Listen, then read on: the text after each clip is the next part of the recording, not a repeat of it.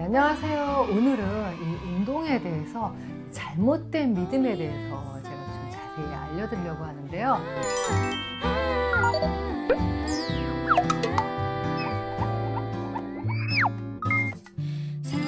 일단 운동하면은 원장님 이 살 빠지는 운동, 또 근력 생기는 운동 어떤 운동을 해야 될까요? 또 제가 이 나이에 과연 운동을 해도 될까요? 이렇게 많이 물어보시는 분들이 있는데요. 운동에 대해서 사실 굉장히 상충된 그런 조언이 생각보다 많이 있다는 거 알고 계셨나요? 그중 이 사실과 사실이 아닌 거를 좀 구별해서 우리가 알아둘 필요가 있는데요. 이 첫 번째는 나이 들어서 운동하는 것은 효율이 없다. 근육은 절대 안 생긴다. 이 나이에 무슨 이렇게 많은 분들이 좀 물어보시는데, 운동은 나이에 상관없다는 게 많은 논문들이 밝혀졌죠. 운동을 시작하기에는 너무 늦은 나이는 없습니다. 논문을 제가 알려드리자면 60세에서 64세 사이에 1622명의 남녀를 대상으로 한국심장학회 저널에 연구를 시행했는데요. 심장 박동 모니터를 5일간 착용하게 했어요. 그 결과 운동이 심장에 굉장히 중요한데, 특히 나이가 들어감에 따라서 그렇다는 걸 볼 수가 있었고요. 또 우리가 이 영국의 브리스톨 의대의 이메드 엘하임 박사와 그의 동료가 운동을 더 많이 하는 노인일수록 안에 심장 관련 질환뿐만이 아니라 이 염증 수치가 낮아졌다고 말했는데요. 그렇기 때문에 운동에는 절대 늦은 나이가 없습니다. 그리고 또 두 번째는 이 대사가 느린 거는 나이살을 만들게 하는데, 특히 체중 증가의 주 요인이 바로 이 나이살이라서 이 나이살은 대사 때문에 어쩔 수 없다고 많이 생각하는데, 나이살은 염증살이에요. 우리가 이 노화 관련 체중 증가가 대사보다는 사실은 이 안에 염증의 문제가 있는 건데요. 염증은 식사도 물론 중요하지만 활동 수준과 관련해서 염증이 중요하다고 합니다.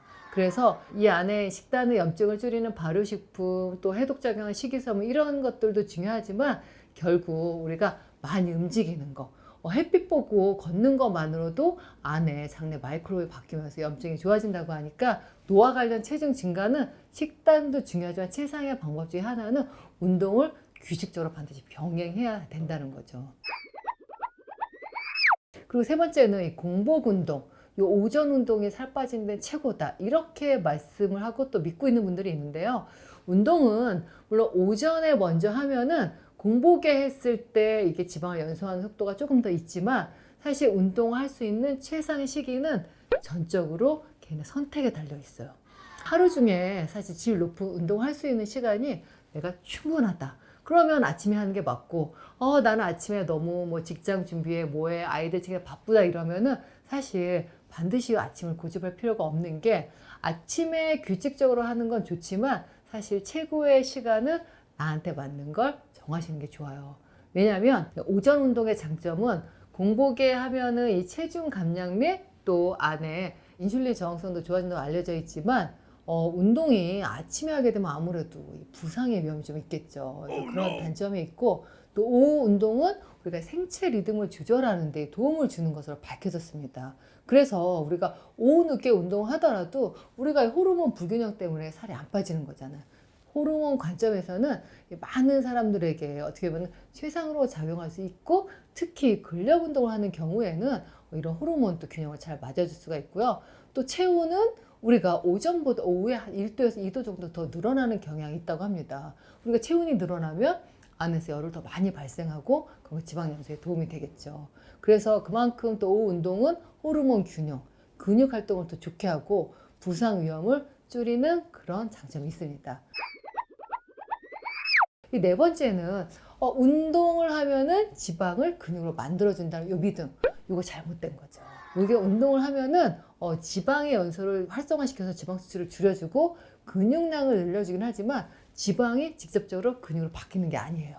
그렇기 때문에 지방을 근육으로 바뀌는 게 아니라 지방을 계속 연소시켜 사이즈를 줄여주고, 오히려 이 안에 지방이 연소된 거는 몸 안에 미토콘드리아에서 대사돼서 안에 물과 이산화탄소로 되었고, 밖으로 나가는 거는 결국 안에 림프 드레이지 되거나 아니면 이 물과 이산화탄소에서 폐를 통해서 지방이 또 나갈 수가 있죠. 연소가 되는 게 폐도 중요하기 때문에 숨을 내뱉을 때 이 안에 지방이 연소된 산화물, 이 이산화탄소 형태로 또 소실될 수 있기 때문에 지방의 84%는 여러분들이 폐로 이산화탄소를 배출하는 거고, 나머지 16%가 체액을 통해서 뭐 이렇게 물로 소변으로 배출되기 때문에 여러분들이 운동할 때 이 복식호 정말 잘 챙기셔야겠습니다.